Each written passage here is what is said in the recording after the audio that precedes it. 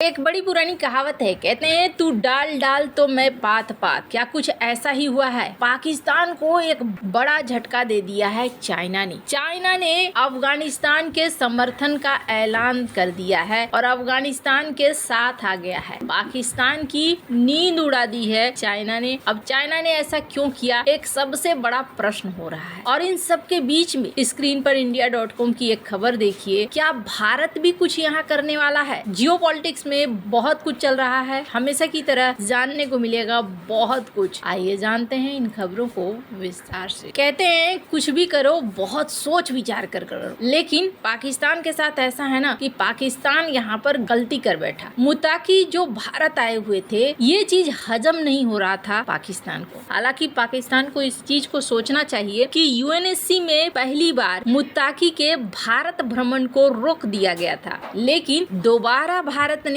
कौन सा तिकड़म लगाया और किस किस ने हामी भरी कि मुत्ताकी भारत आ चुके और यूएनएससी ने इसके लिए परमिशन दे दिया। ये एक बड़ा झटका है पाकिस्तान के लिए और पाकिस्तान ने इस चीज को बर्दाश्त नहीं कर पाया। पाकिस्तान ने सीधे अपना गुस्सा निकाल दिया अफगानिस्तान के ऊपर एयर स्ट्राइक करके। अब इस एयर स्ट्राइक के बाद ना इनके लिए उल्टा पड़ता जा रहा है, ऐसा लग रहा है। ये अपने आप को दिखलाना चाह रहे हैं कि मैं ताकतवर हूँ और मैं झुकूंगा नहीं, लेकिन मामला और भी ज्यादा गड़बड़ होता जा रहा है। पाकिस्तान के जो रक्षा मंत्री हैं, उन्होंने अब स्वीकार भी करना शुरू कर दिया है कि बॉर्डर पर बहुत ज्यादा तनाव है दोनों देशों के बॉर्डर पर। और साथ ही साथ अब इन्होंने ये भी कहना शुरू कर दिया है कि कतर जैसे देश, सऊदी जैसे देश इस तनाव को खत्म कर सकते हैं, रोक सकते हैं। हो ये रहा है कि कभी ये भिड़ रहे हैं और कभी वो भिड़ रहे हैं। हालांकि जैसा कि मैंने सुबह कहा, एकदम से ये बता पाना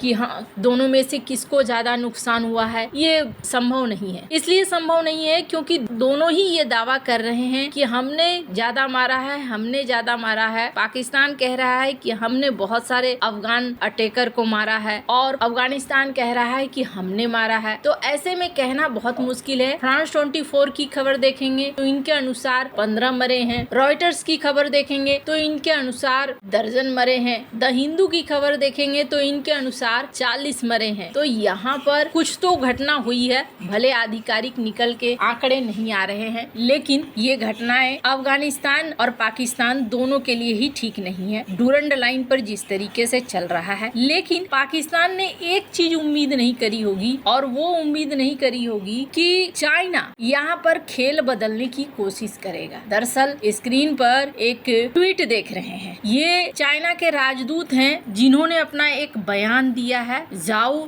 जिंग कहा जा रहा है कि जब ये लड़ाई शुरू हुई तो यहाँ पर अफगानिस्तान के जो प्रतिनिधि हैं वो चाइना के राजदूत से मिले और चाइना के राजदूत से जब मिले तो उनसे पूछा गया, उनको बताया गया कि देखो यहाँ पर ऐसे ऐसे चल रहा है। चाइना के राजदूत ने कहा कि हम अफगानिस्तान की संप्रभुता का सम्मान करते हैं और ये पाकिस्तान के लिए बहुत बड़ा झटका है। पहली बात आपको बता दूं, अफगानिस्तान और पाकिस्तान के बीच में अगर ये लड़ाई नहीं रुकी तो ये एक नया युद्ध यहाँ शुरू हो जाएगा और ये इस पूरे प्रांत को प्रभावित करेगा। इस बयान से एक बड़ा झटका पाकिस्तान को मिला है। पाकिस्तान ने कभी नहीं सोचा होगा कि ऐसा कुछ होगा। पर आपको बता दूं, जब चाइना के राजदूत हाल ही में आए थे तो उन्होंने कोशिश करा था कि तालिबान और पाकिस्तान के बीच में दोस्ती करा दी जाए। यहाँ तक कि मुत्ताकी जब चाइना गए थे तो वहाँ पर भी एक मुलाकात कथित तौर पर धार के साथ हुई थी और चाइना चाह रहा था कि दोनों देशों के बीच में शांति हो जाए और दोनों दोस्त बन जाएं। लेकिन अभी पूरा खेल बदलता हुआ दिख रहा है। कुछ महीने पहले या कुछ दिन पहले जो लोग मीटिंग करके दोस्ती की बात कर रहे थे वो अब आपस में लड़ रहे हैं और आपस में खून भी बहा रहे हैं। इस बीच पाकिस्तान को उम्मीद थी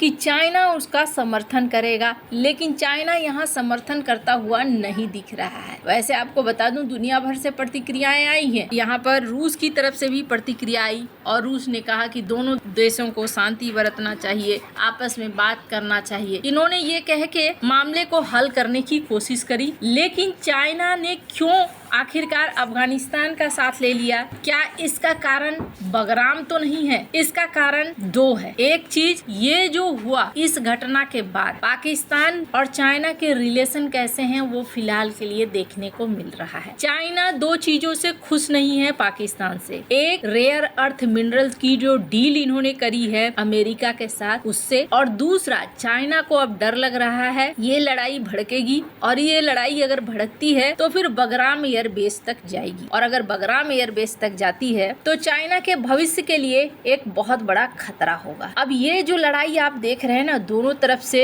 निकल कर आ रहे हैं, तालिबान भी रुकने का नाम नहीं ले रहा है, तो यहाँ पर्दे के पीछे खेल लंबा चौड़ा है। इसीलिए कहा जा रहा है कि अगर ये लड़ाई लंबी चली ना तो हो सकता है कि पूरा का पूरा साउथ एशिया को चपेट में ले सकता है, और ये इस तरीके से ले सकता है कि फिर यहाँ पर प्रॉक्सी वॉर शुरू हो जाएगा। तो यहाँ एक बड़ा खेल इंतजार कर रहा है, पर यहाँ पर भारत को लेकर भी कुछ बातें कही जा रही है। कहा जा रहा है कि मुताकी जो भारत आए थे, इन्होंने भारत के सामने एक प्रस्ताव रखा है, और इस आर्टिकल के अनुसार ऐसा कोई आधिकारिक नहीं आया है, लेकिन इस आर्टिकल में ये कहा जा रहा है कि पाकिस्तान की नींद उड़ाने की पूरी तैयारी हो रही है, और ये हो रहा है कि अफगानिस्तान की वायुसेना कमजोर है और मिसाइलों का डर है। ऐसे में अफगानिस्तान कथित तौर पर चाहता है कि उसके जो भी बेस हैं, अब यहाँ वायुसेना तो कमजोर है, मिसाइलों का डर है, इस वजह से अफगानिस्तान भारत को कह रहा है कि हमें एयर डिफेंस सिस्टम दे दो,